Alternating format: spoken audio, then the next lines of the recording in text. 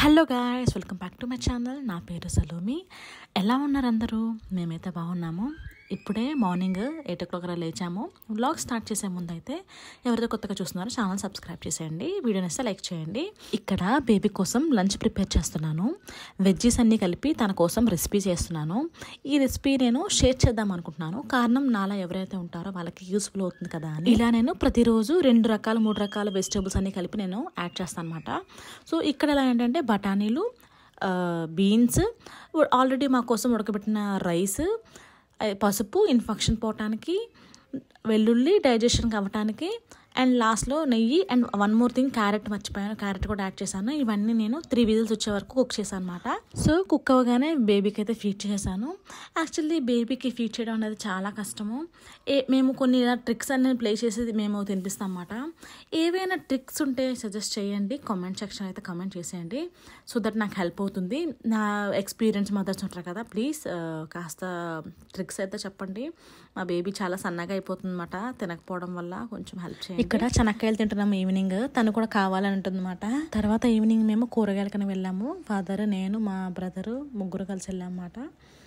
దాని పక్కనే బేకరీ కూడా ఉంది.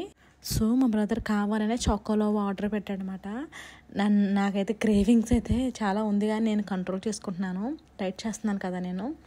తర్వాత జస్ట్ నేను మామూలుగా చూడడానికి బాగుందని జస్ట్ షూట్ చేశాను అంతే. నేనైతే టేస్ట్ చేయలేదు. స్ట్రిక్ట్గా డైట్ అయితే ఫాలో అవుతున్నాను కొన్ని డేస్ అట్లీస్ట్ నేను. ఎందుకంటే నెక్స్ట్ మంత్ నేను జాబ్లో జాయిన్ అయిపోవాలి కదా, అప్పుడు నేను చాలా బిజీ అయిపోతాను. అప్పుడు నేను పాసిబుల్ అవ్వదేమో వర్కౌట్స్ చేయడం కానీ, లేకపోతే ఇలా డైట్ ఫాలో అవడం కానీ జరగదు. సో ఈ మంత్ అంతా అయితే నేను కొంచెం ఖాళీగా ఉంటాను. నెక్స్ట్ మంత్ అయితే చాలా బిజీ అయిపోతాను. సో భువనేశ్వర్ వెళ్ళాల్సి వచ్చిందన్నమాట. మా మమ్మీ, నేను, బేబీ ముగ్గురు వెళ్దామని ప్లాన్ చేసుకున్నాము. వెయిటింగ్ టికెట్ బుక్ చేసాము. నాది కన్ఫర్మ్ అయింది కానీ మా మమ్మీది కన్ఫర్మ్ అవ్వలేదు. సో నేను ఒంటరిగా వెళ్ళాల్సి వచ్చింది. కానీ ఎప్పుడు బేబీని విడిచిపెట్టి నేను ఎప్పుడు వెళ్ళలేదు అక్కడికి. సో ఈసారి వెళ్తున్నప్పుడు చాలా ఏడుపు వచ్చేసింది నాకు. బట్ వెళ్ళాల్సి వచ్చింది, వెళ్ళాను. సో స్టేషన్ అయితే రీచ్ అయిపోయాను. రీచ్ అవ్వగానే తీరా అక్కడ వెళ్ళేసరికి అయితే ట్రైన్ అయితే లేదు. నేను షాక్ అయ్యాను, ఇదేంటి అని. అప్డేట్స్ కూడా లేవన్నమాట. తర్వాత యాప్లో నేను ట్రాక్ చేసుకుంటూనే వచ్చాను, లైవ్ రన్నింగ్ స్టాటస్ అది చెక్ చేసుకుంటూ వచ్చాను. అక్కడ 1 hour డిలే ఉందని చెప్పింది. ఆ టైం ప్రకారమే ఫాలో అయ్యి నేను కొంచెం లేట్గా వచ్చాను అనమాట. లేట్గా అంటే డిలే ఉంది కదా, టైం ఉందిలే అని చెప్పి లేట్గా వచ్చాను. తీరా అక్కడ వస్తే ట్రైన్ లేదు. తర్వాత యాప్లో అప్డేట్ అవ్వలేదు అన్నమాట. అది మిస్టేక్ అయింది అక్కడ. సో ట్రైన్ వెళ్ళిపోయింది.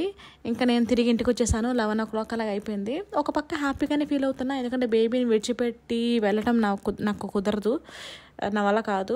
సో ఫైనల్గా ఒక పక్క హ్యాపీనే, ఒక పక్క మనీ కూడా వేస్ట్ అని కొంచెం అనిపించింది. కోసం సబ్స్క్రైబ్ చేసుకోండి.